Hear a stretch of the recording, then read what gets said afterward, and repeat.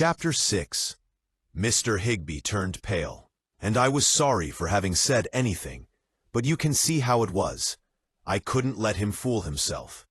Van Schelt played his dominoes for keeps, and slit throats are practically regarded as natural death in Bangkok, if you will forgive an unpleasant statement of fact. I remembered a locksmith, a Chinese, whose shop stood in the shadow of a gingerbread temple half a mile down the Klong.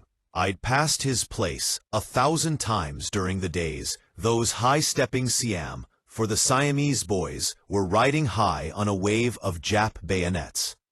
He was sitting there, a little dehydrated Cantonese, almost crowded onto the walk by his racks of keys. I showed him the bronze Lacoste, and he answered without hesitation, "Tupang." I could have booted myself. I should have guessed. Tupang was a blind Luke Chin with a combination hawk shop, wok vault, and sing-song house over on the right bank. I hustled Mr. Higbey out and hailed a dig-dingy fruit peddler and had him pole us across. It's mostly Chinese over on the right bank. Moneylenders, solid fronts of them. Big ones in plush teak parlors who could lend you 20 million bahts to start a steamship line, down to sidewalk vendors who would spot a man 10 tekel for prussic acid to poison his grandmother and take her gold teeth as interest. You know how those Siamese are, always in debt, hate the Chinese, but they'd starve without them. Made the Chinks take down their banners while the Japs were here, but they were all aflutter when Mr. Higbey and I got there, and it looked like a street in Canton. We had a bit of trouble locating Tupangs. It doesn't look like much, at least not like a place famous from Frisco to the Reef. It stands on one of those little klongs, where the footwalks reach so far out, there's hardly room left for a pair of sampans to pass. It had a front of brick veneer that had been pretty swank at one time, but the building stood on piles, and the piles had sunk unevenly, causing the brick to crack up and fall out here and there, and reveal the boxwood framing beneath. It was a long building, though you wouldn't have guessed that by the front, or rather, it was a whole series of buildings, and nobody knows quite where the back door is located, a fact which may be just as well for a customer's peace of mind.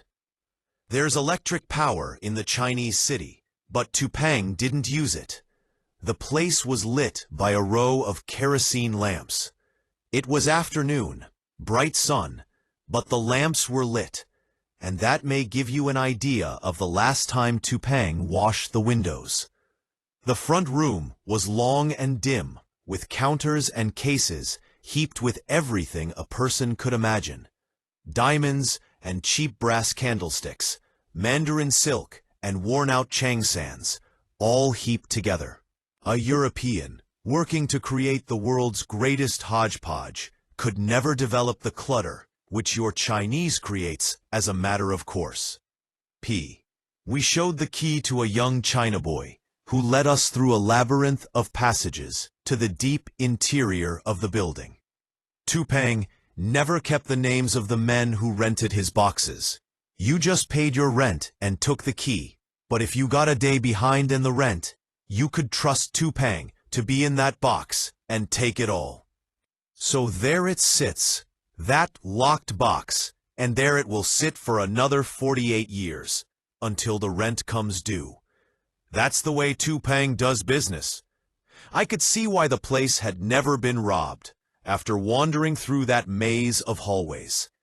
Finally, the China boy led us to a large, windowless, low-ceilinged room with walls lined by lockboxes. About 800 of them, I would guess. Bronze-fronted and turned green from age. He turned us loose, and we seemed to be alone. But you know how those Chinese walls are. They have eyes and ears. The numbers were corroded, so it took us considerable time to locate number 356. "Here," said Mr. Higbey in a trembly voice. "You take the key and unlock it." I'm a little Ah, nervous. His hands were so jumpy, he could hardly hand the key to me. We'll split the sapphires 50-50, he added. I was not one to turn down a few rocks if he had plenty, but a 50-50 split was too generous. I'll take a few, if they're in there. No, 50-50. He seemed almost angry at my refusal. Just nervousness, of course. I'd have gone home without anything if you hadn't come along. Maybe that Dutchman would have murdered me. I'm only human, sir, and worse than most, so I agreed. The lock was old, and it took a little time to loosen up the tumblers. Finally it opened, and I pulled out a long metal drawer. It was heavy, so I carried it over to a table. I won't say I expected the sapphires. I expected something, nothing. You know how those moments are. I'll admit my hand shook when I lifted the hinge top. We looked inside. Empty. Yes, empty, save the one tiny article. All the box contained was a little scrap of native weave silk. Well, gosh, all Connecticut, moaned Mr. Higbey. He sat down and held his head in his hands. His shoulders shook as though he were weeping, but no sobs came. I felt pretty low myself. The thing seemed all wrong.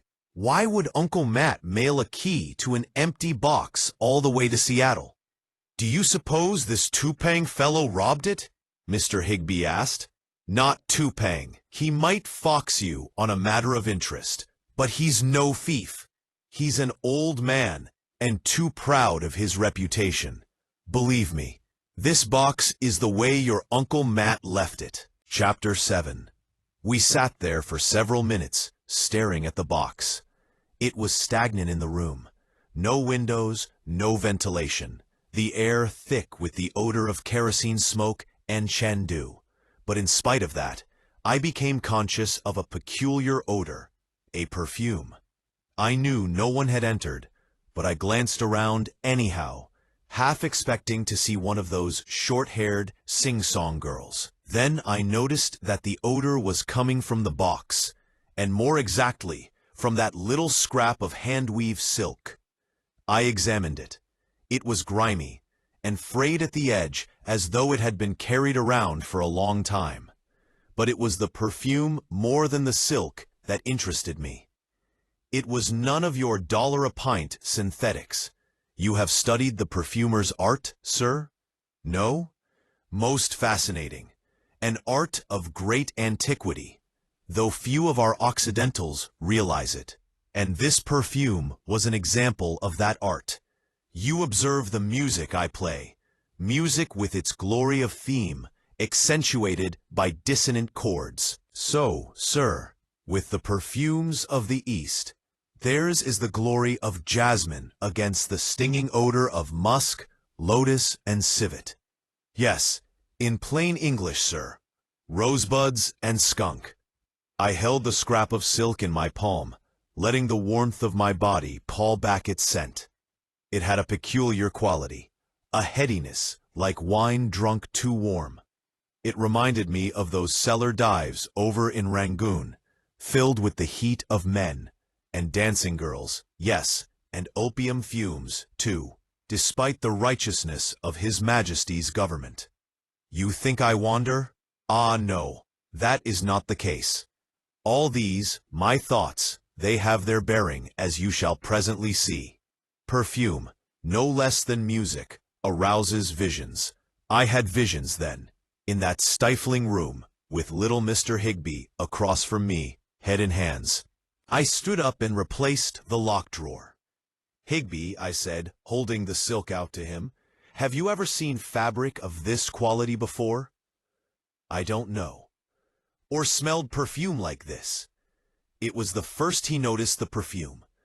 I never paid much attention to such things. Smell of it, Mr. Higbey. Don't you think this scent is a little exotic for your ordinary Occidental's olfactory membranes? But what? What of all this? I will tell you.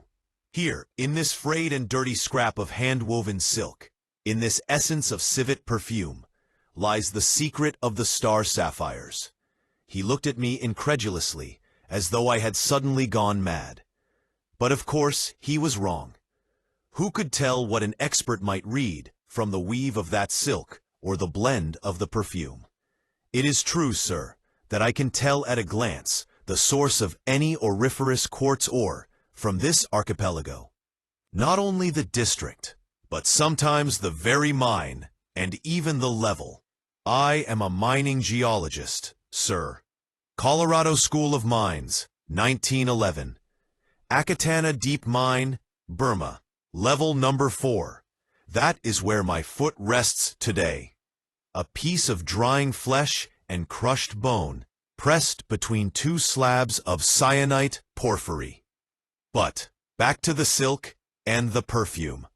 I expected it to tell me much. And it did. Chapter 8. We went to Yongsan Gong, one of the old silk companies, ancient when Raffles landed on the peninsula. There was a little, bent Chinese there named Sung, who sat cross-legged on a table all day, examining samples of silk.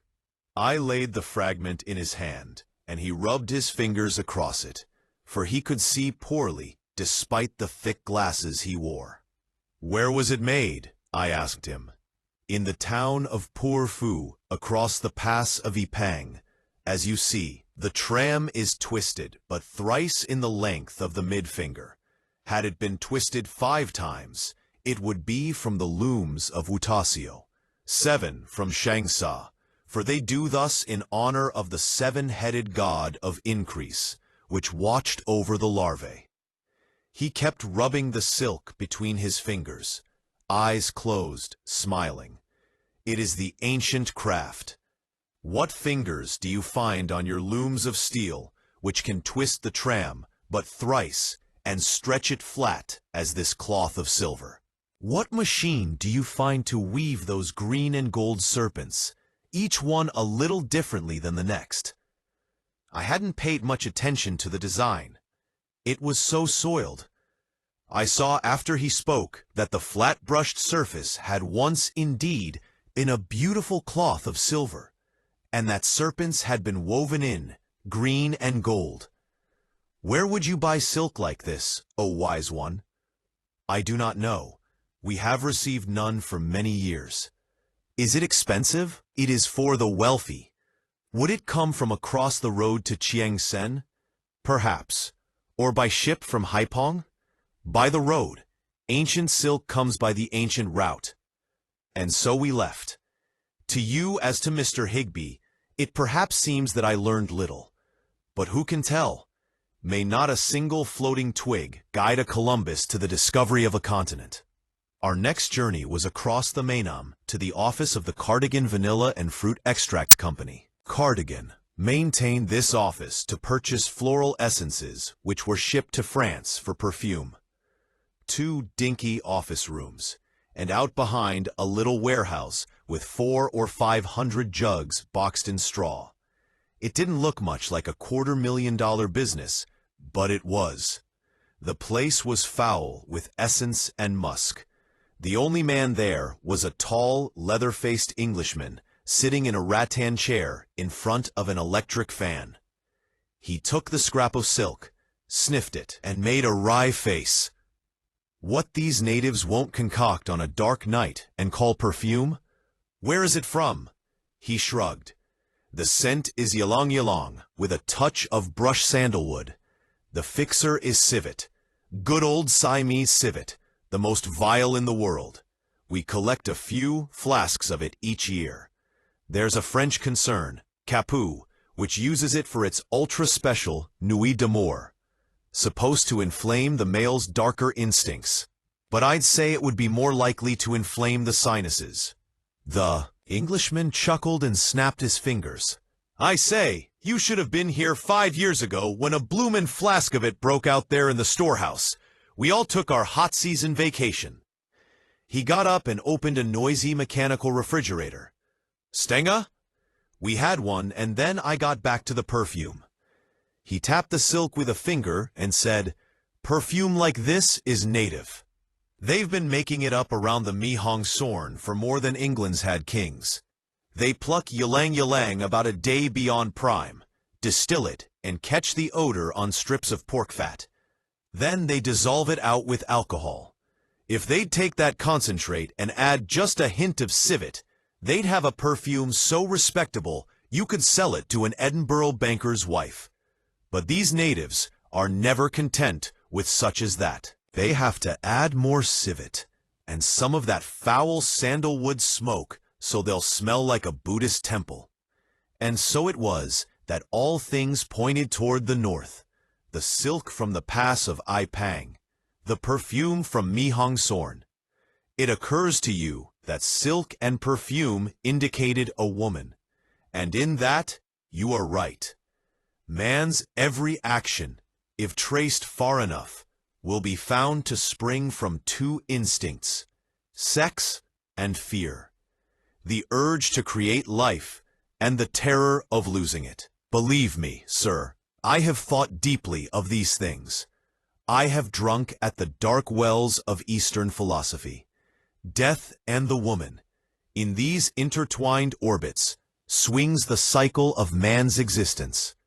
I seem to digress? Ah, no. Philosophy of love has its place in our drama, for I shall presently tell you of two persons, a woman with a beauty to touch the brain like the stultifying smoke of green opium, and a man who was destined to destroy my dream of love forever. The man first. He was young, handsome, with a dash of reckless adventure, which even I found it impossible to resist. Hernandez Riley was his name, and we found him sitting at a little table near the automatic gramophone when we returned to English Sam's coffee house. Peculiar name, you're thinking. Hernandez Riley. He was Spanish-Irish, and he inherited the charms and the vices of both peoples. He would drink whiskey and strum a guitar and weep and give you his last dollar and throw knives. A freebooter, a blockade runner, a promoter of worthless mines and insurrections. We walked in the door, and he sat there, smiling at me, his teeth as white as Molucca pearl shell, against the coconut brown of his skin, his Ronald Colman mustache made to seem a trifle off-kilter by the shrapnel scar on his upper lip. His eyes, that peculiar quality of blue one so often finds in the mingling of light and dark bloods. "Macquarie," Hernandez shouted, standing up, all 6'2" of him. "Macquarie, I haven't seen you since the night we raided that Moonstone concession in Palembang." I quieted him in a hurry. Not that there was anything to the so-called raid, a piece of high spirits only, I assure you, despite what that meddling regisseur said in his report. But you can imagine the effect such a remark might have on our mild Mr. Higbey. I introduced the two men, Mr. Higbey, polite and reserved, Hernandez, flamboyant, as though meeting the little man were his lifelong ambition. "Mr. Higbey, I'm glad to meet you," he said. We ordered drinks, and Mr. Higbey said in that polite way of his, "What business are you in, Mr. Riley?" "Your business, if it's profitable," Hernandez grinned, showing his white teeth and reaching in my pocket for a cigarette. You'd naturally expect a remark like that to scare Mr. Higbey, but it didn't. You see, Hernandez had a way about him. He was the kind who could sell Grand Circus Park to an Ypsilanti apple grower and talk the chief of police into accepting a commission on the deal. "I'm a businessman, like yourself," he said, lighting up, "although at present I'm a trifle pressed for capital. You understand my situation. The war, destruction, devaluation. If you and Mr. Macquarie were discussing some particular venture, feel free to proceed in my presence. I will treat the matter with utmost discretion." Chapter 9. You can see what he was playing for. He thought I'd trapped myself a moneybags, and he wanted to be dealt in. Not that I was against it. It would not hurt our prospects to have the services of A man who could place 7 Luger bullets through the crown of a grass hat during the short time it takes to sail it away. Hernandez guessed my sentiments in this, and he went ahead trying to win Mr. Higbey. Yes, I have had vast experience, truly vast. And I might have been wealthy had the war not intervened. Property destroyed, the baht devalued. He snapped his fingers. Gilt-edged securities swept away. I had tin properties on the peninsula. I was a ship owner, plying the archipelago, and before that, I supplied munitions to the cause of freedom. What Hernandez did not say was that his tin properties consisted of a worked-out placer in Cote Baru, that his ship was a third interest in a purling lugger that was working some crown shell by the dark of the moon, and that his munitions for the cause of freedom were stolen from a government warehouse in Georgetown and sold to some anti-labor dons in Barranquilla who wanted to set up a certain General Ricius as dictator. In half an hour, Hernandez had sold himself so completely that Mr. Higbey went down in his pocket, showed the star sapphire, asked me for the scrap of silk, and told all his secrets. As for Hernandez, he was enthralled. The silk captured his Irish imagination, and the sapphire had aroused his Spanish cupidity. "Mr. Higbey," he breathed, laying his hand on the little man's shoulder, "you are indeed fortunate that I happened along. I have a knowledge of silk and perfume, a knowledge won at its source. No, not in their manufacture, but gained from those who use them, from women." "Ah," said Mr. Higbey, as though he were sinking his pick into gem gravel already. "Now this silk, see, it is very fine, exquisite.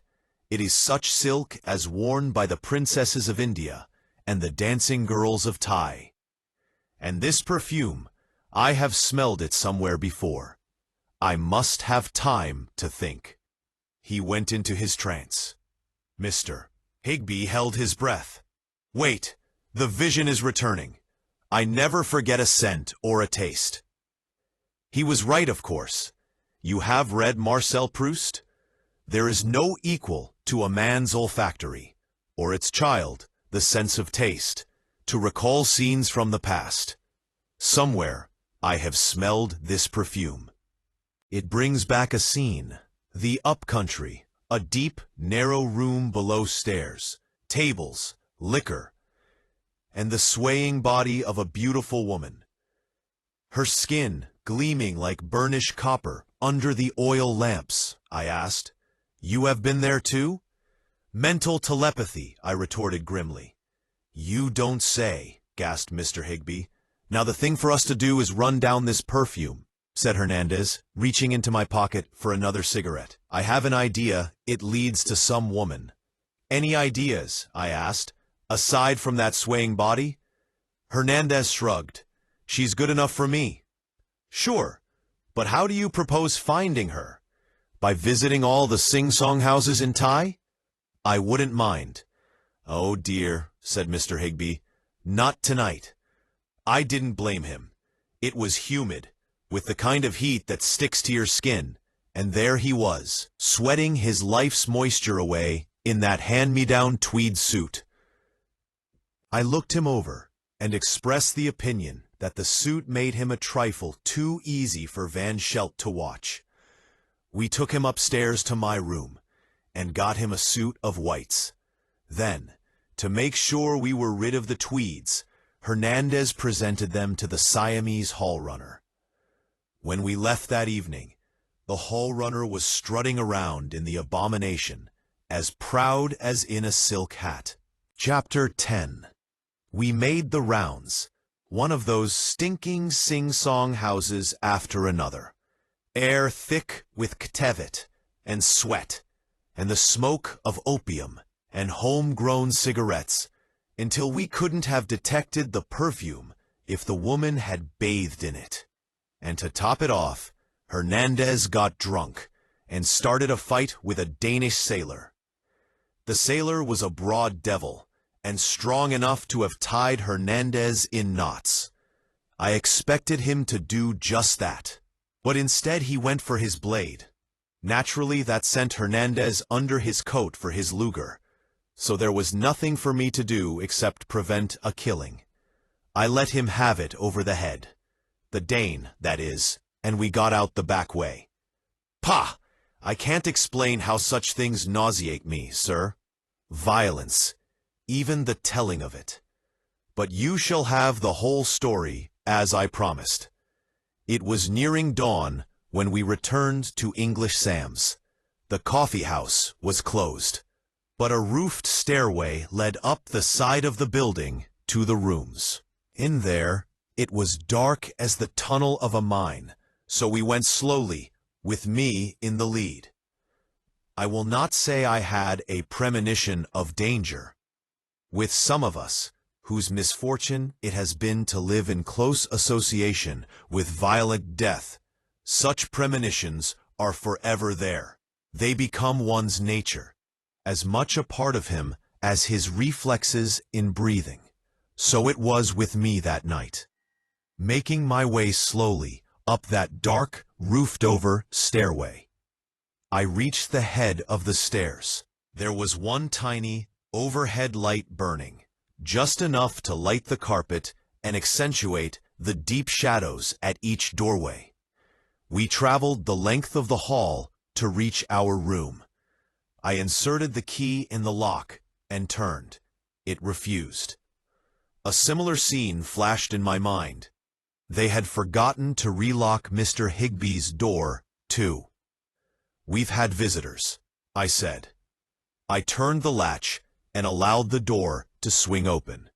We stood there in the hallway, waiting. The room was black, save for the faint geometric patterns where the light from outside worked its way through the jalousies. No movement, no odor of Zwiebeltiffen which had befouled the breath of Van Schelt that afternoon. I knew Hernandez was covering with his Luger, but I drew the automatic I carried in my coat pocket anyway. With my free hand, I scratched a match and tossed it inside. It bounded on the matting and flared for a while, lighting the nearby reed chairs, the mosquito curtain, and making grotesque shadows upon the walls. "Well, let's go to bed," muttered Hernandez. "I'm sleepy." He shoved in ahead of me, groping for the light cord. The light went on. He took off his coat, stopped, and cursed. I made it inside with a long stride and looked. There, sprawled face down halfway beneath the bed, was a dead man. For a fraction of a second, I thought it was Mr. Higbey, forgetting that he was standing in the door behind me. It was understandable, a thought like that, for the dead man was clothed in Mr. Higbey's old tweed suit. Hernandez turned him over. He was the Siamese hall runner. He must have come back to the room, perhaps to lift a hat to complete his ensemble, and there was that ambusher, waiting for him. Hernandez turned to Mr. Higbey and grinned. "Congratulations, your white suit fits you well." Mrs. Higbey looked at his suit and down at his blood-soaked tweeds. He got what Hernandez was driving at, although the levity seemed a trifle out of place. He ran his hands over the front of his coat and jittered around like a locust on a hot griddle. "Yes, I see. Yes, indeed. But why did they want to murder me?" "Why did they want to murder Uncle Matt?" I popped back. "The key? If they know about it, they probably think you have your pants loaded down with star sapphires. Jumping Jerusalem. Sometimes I wish there'd never been any sapphires." Yes, indeed. We stood there, looking down at the body and wondering what we should do next. Hernandez smoked a cigarette down to his fingers and stamped the coal out on the mat. "Well, Oakleg, give me a hand." "Do you want me to fetch the police?" asked Mr. Higbey. "Police? Get those busybodies sniffing around, and who knows who they'd have in jail. Maybe you, Mr. Higbey. And anyhow, McQuarrie and I have a little too much biography to welcome an investigation. Higbey, turn off the light and pull up the jalousie." He hopped around to do as he was told, though I don't think he realized what was up until Hernandez and I slid the poor little hall runner through the window and sent him rolling down the tile awning. There was a splash, and after that, a very noticeable silence. "Gosh, all Connecticut," whispered Mr. Higbey, staring down at the dark water. He was still muttering to himself when I rolled up on the bed and went to sleep. Chapter 11. As you may have guessed, I am a conservative man, but Hernandez was of a different stamp. It was the hot Latin blood in him, mixing, not blending, with the thoughtless sentimentality of the Irish, an explosive mixture, as many of our Latin American countries have found out. Now, in his unreasonable way, Hernandez had formed an immediate liking for little Mr. Higbey. Paternal, you might call it, even though Higbey was 20 years his senior. In spite of this hell-and-be-damned manner, the attempt on Mr. Higbey's life had affected him strongly. The first I guessed this was next morning, when we went below for a breakfast of eggs and a powdered milk cocktail at the bar. Van Schelt was there, as I expected he would be, and at his elbow was Limey Jack Westlake, monocle and all. As soon as we stepped through the insect-proof door, Hernandez's eyes turned hard as fresh-chipped quartz. "Good morning," said Van Schelt, in that thick-lipped way of his, the inevitable Zwiebeltiffen befouling his breath. He was hunched down, as big fellows so often do, in an attempt to minimize their size, and it made him look like a gorilla, some species of hairless gorilla, for his skin was very smooth, pink, and shiny with oil from his pores. I nodded in response to his good morning, and would have passed. After all, we had no proof. Higbey trembled a little. I could feel his shoulder against my arm, but he managed to meet Van Schelt's eyes, and the two of us went on toward our favorite table by the gramophone. Hernandez fell a step behind. I motioned to him, but his hot Spanish blood was more than he could control. He stopped a couple of meters from Van and looked him up and down, contemptuously, like the buyer of blooded horses appraising a brewery hog. "Riley, come along," I said. Perhaps he would have obeyed me, but Van Schelt said, "You would maybe half be met me, yeah? With you?" And Hernandez laughed. It was that laugh, more than the refusal implied in his words, that cut. Gross as Van Schelt was, the insult had made him wince. He was known for the animal fury of his temper, and I could see it flaming up in his little eyes. The beer glass in his fingers shattered. There was a crack in it, I suppose, and he'd squeezed it too hard. Blood trickled, drop, drop, drop, to the bar, but he did not notice. English Sam, afraid for his furniture, started yipping in his Cockney voice, trying to stop the impending battle, but neither man heard him. Then, as though he hadn't said enough already, Hernandez added, "You murdering swine." Van Schelt flung the fragments of his glass to the floor and rolled forward, arms outstretched, more like a wrestler than a fighter. At first glance, one would think him incapable of quick movement, but that was not so. He carried himself on the balls of his feet, delicately balanced as a bullfighter despite his elephantine size.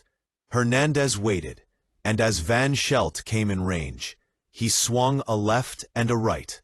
The blows connected solidly, and an ordinary man would have gone down. Van Schelt, however, did not wince. His expression did not change. He merely absorbed the force of them and plodded on. Hernandez had nerve. Make no mistake about that.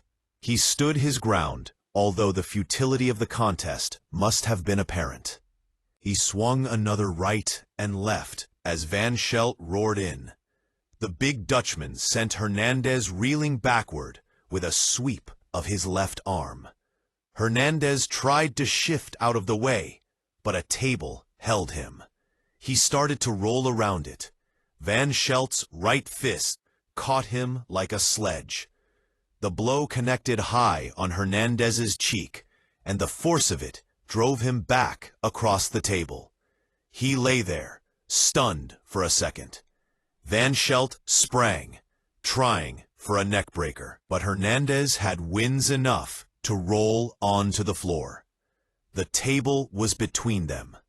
It was a heavy table, teak, cut slab-like on the diameter of the trunk, but Van Schelt snatched it up and lifted it high overhead as though it were bamboo and paper.